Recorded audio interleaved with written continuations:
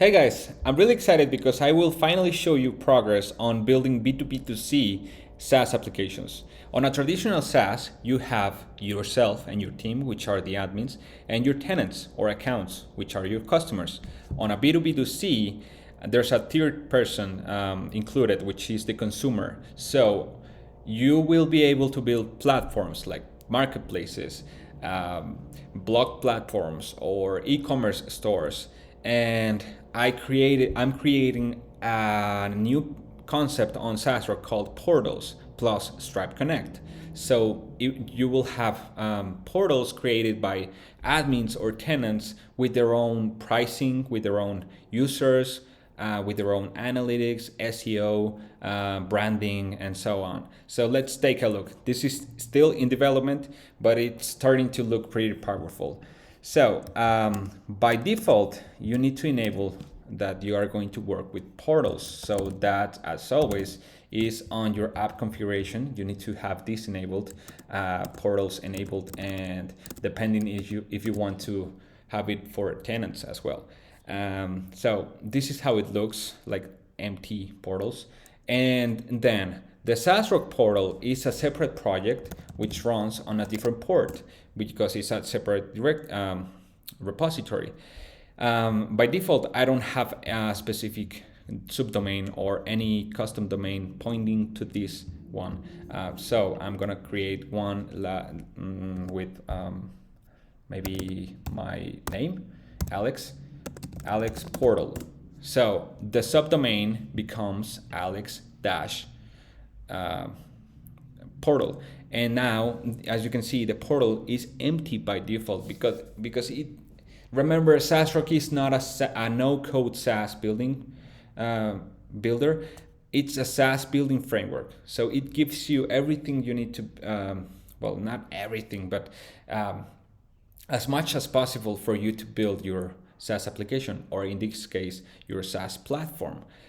So it's empty by default, but with a few features like you can actually log in. So as the the portal owner, you can go to users and create manually a specific user. I'm gonna put my name.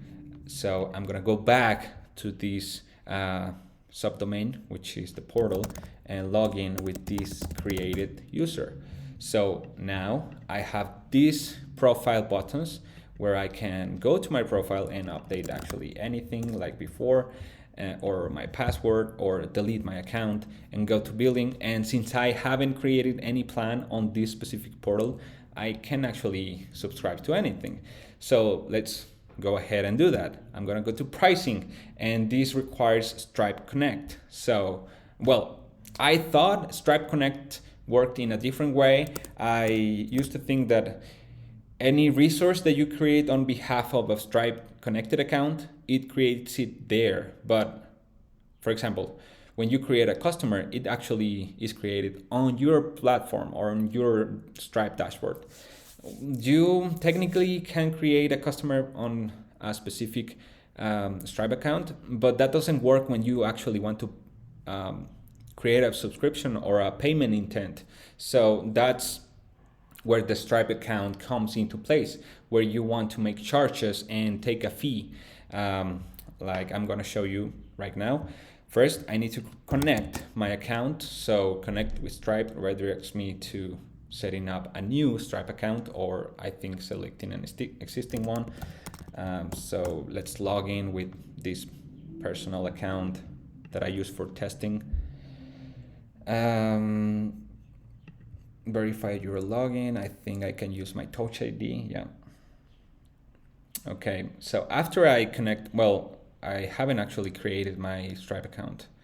It's taken a while, but I already created one or two. Well, I may pause or remove this from the video because, well, I'm gonna fill it with random data. Of course, my well, I think it's just this. So this is because Stripe Connect requires like real data for your customers to be paid. So this makes sense that your customers go through this process if they want to get paid by creating something within your platform. Think of the directory listing builder. If you're a directory owner, you will create this Stripe account. So when some listing owner wants to pay for a feature slot, they will pay you like $500 per month or something like that. And that's like the incentive for your customers to create or to use your platform. So after I connected my Stripe account, I'm gonna create a plan called my Alex Plan 1, and it's gonna be public, flat rate, and the monthly price of 10 and yearly price of 100. Now, no features, just like this. And now if I click preview, it redirects me to that specific page, which is the pricing, which previously wasn't available because I didn't create the plan. But now, well, what if I want to overwrite the title? I have a specific section for that. If I click edit here, I can say plans and prices and to do. And if I refresh, plans and prices and to do for this specific portal. And I'm gonna log out and go to pricing because I want to create an account from a payment.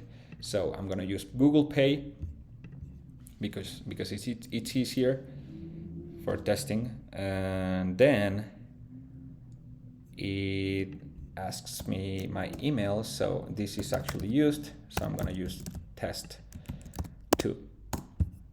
And yeah, now I can actually go to my billing and see my subscription or my invoices, or update my billing information on the Stripe portal. And yeah, you need to build your application here. So it's empty. Let me show you how it looks. On the SaasRock portal, you have a few routes, like forgot password, the landing page, login, logout, which is actually not required, pricing session success when someone makes a payment or a subscription, pricing, privacy policy, register, reset, settings, billing, settings, which is a profile, subscribe, which is similar to pricing, but when it's logged in, when you want to buy another thing, but logged in. And yeah, it's still a work in progress, but it's got tons of powerful features because it's like a mini SaasRock instance. If I go to my admin, I'm on the enterprise edition, so I can actually see my analytics as a whole. I can see the that these pages are like on the admin dashboard, but this page view is actually from this portal, and that on the portal owner, it's actually visible, so I can actually see all the pages that my portal users are watching.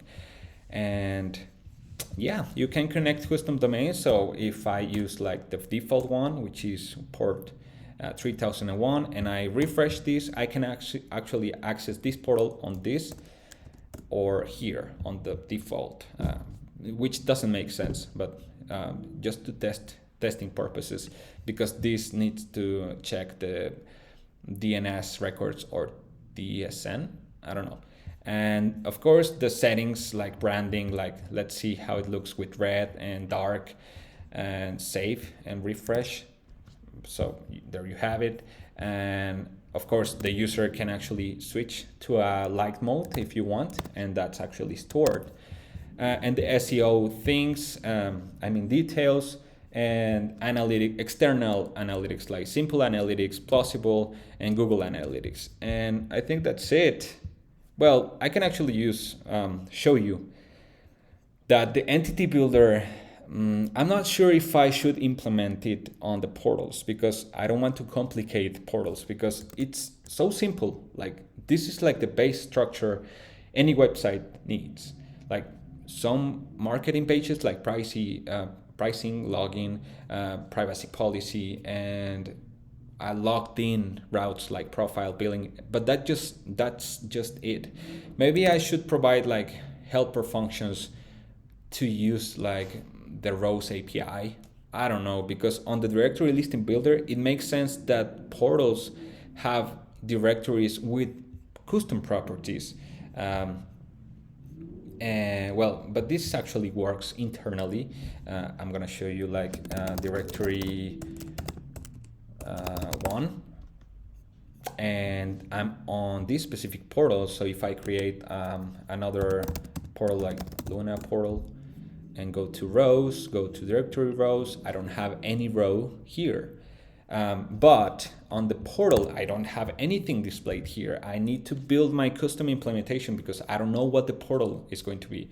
Of course, in this case, I know it's a directory listing builder, so I need to build pages like advertise, submit, category, and then the category name, and then the slug of the listing or the ID, and functions like claiming a listing, and so on. But my portal users, portal creators will be able to connect their Stripe account and get paid. So yeah, let's see the dashboard and the payment. So I got the payment here, subscription creation, and if I inspect it, I can see what was the fee. So I can actually change this fee on the SaasRock portal, on portal Stripe, and look for the word fee. And instead of 5%, you can change to I don't know, 2%, 10%, depending on the application, or even 0%, and just charge your users by subscriptions or one-time payments. And I think that's it. Yeah, I show you portals, users, plans, rows, analytics like visitors, and yeah. Let me know what you think. This is a pretty powerful feature. I don't want to over-engineer it, so I really need your feedback before continuing on the next videos, which is the directory listing builder. Yeah, thanks.